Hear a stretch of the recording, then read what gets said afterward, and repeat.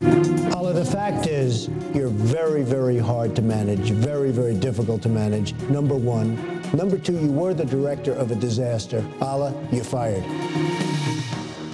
As anyone who's sat across the table from the Donald can tell you, staying on the right side of the boss is all important to workplace success. Chuck Bolton spent 25 years as an executive with a Fortune 500 company. He used that experience as an executive coach for senior leaders. In his book, Leadership Wipeout, the story of an executive's crash and rescue, he gives advice on dealing with the boss. And Chuck is with us this morning kindly, and we appreciate it. Chuck, thanks for being here, man. Eric, thanks for having me. It's great to see you. What made you decide to write a book and take on this challenge? Well, I've got an executive coaching and development business, and I wanted a way to really share some of the stories that I've experienced and I've seen my clients experience in a way that was more engaging than a typical leadership book that's 400 pages. I didn't think the world needed another one of those. Yeah. But I think that people can engage in a story if they can relate to the protagonist. And so this is fiction, strictly, but it totally gets the point across in a lot of ways. This is a fictional book, but it really does address the issues that leaders face both in the office and outside the office too. I know you've been having a lot of success with it, and we're happy about that. It came out recently, It just came out last month. Yeah, yes, okay. So and let's take a look at some of the tips that you're talking about and sort of preaching in this book, and if you can kind of walk us through that, that would be great. First off, when you talk about getting back on your feet, you know, where do we start? They say fly at 50,000 feet. Right. What does that mean? Well, the first thing is, as you're working with your boss, people feel a lot of stress oftentimes working with their boss. So fly at 50,000 feet. Look at the world through your boss's eyes. Okay. We tend to get so wrapped up in our own departments and our own doings. We don't often worry about what keeps them awake at night. Ask your boss, what keeps you awake at night?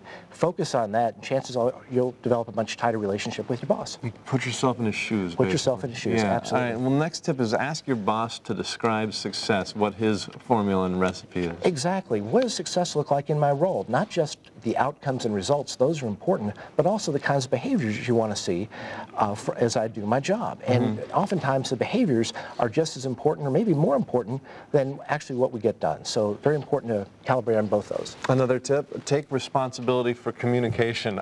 Communication. Communication, absolutely. That's where we get in trouble, and you must take responsibility for communication. We have to do that. So once a month at least, schedule a meeting with your boss and talk about work in 4 dimensions. How are you doing meeting your customers' needs? How are you doing meeting your boss's needs? How are you doing meeting your direct reports' needs? And also, how are you doing meeting your coworkers' needs too? Determine how to get a fresh start, Chuck. Elaborate. Well, at the end of the day, if you feel like there's something that's not working with you and your boss or maybe a coworker, talk with them and say, you know, I'm committed to your success. I want to be successful. There are great things we can do together, but there's one thing, Perk, that's getting in our way. Maybe it's how we treat each other in meetings. Maybe it's trust. Let's talk a little bit about that. Let me get your perspective, and let's see if we can agree on a new approach that's synergistic and is different from maybe where we are right now. A lot of people are unsatisfied in their workplace. A lot of people are. Up to 75% of the people in the United States are either unengaged or disengaged at work. So there's a lot of dissatisfaction, and it's where we spend up to 2/3 of our working hours. There's a lot of different kinds of bosses out there that we're having to deal with. You've kind of broke down, this is interesting, leadership styles, if you will. Talk about some of these. We're going to start off with a guy like Donald Trump. Right. Well, Donald Trump uses a directive style of leadership. Here's what must get done. Get it done, the old command and control. It's oftentimes accompanied by an explicit threat or an implicit threat. You're fired. Yeah. Works well in a crisis situation, but everything's a crisis. Okay, another very different type of leader from Donald Trump, Bill Gates. Bill Gates. Bill Gates uses the pace-setting style. Bill Gates sets the pace himself. He works with a very group of people who are very capable, very motivated, but it's a very fast pace. It's on a treadmill, and that can often tend to burn people out if it's over-relied upon. You brought up an interesting fellow here, Gene Kranz. Tell us about him and who he is. Gene Kranz was the director of mission control for Apollo 13, and you recall the problem when the lunar module had its re-entry issue, and he pulled together the group of scientists and technicians to really figure out a way to get them back to Earth safely. Remember, he said failure is not an option, and using a participative style, they developed a solution to get people back safely. Okay, Phil Jackson, the famous LA Lakers coach. Phil Jackson uses the coaching style of leadership, and it's really focusing on people's longer-term goals and aspirations and their development, helping them get to where they want to go. He uses that coaching style extremely well. Yeah. Finally, John F. Kennedy, of course, our 35th president. You're calling his leadership style visionary. The visionary style of leadership.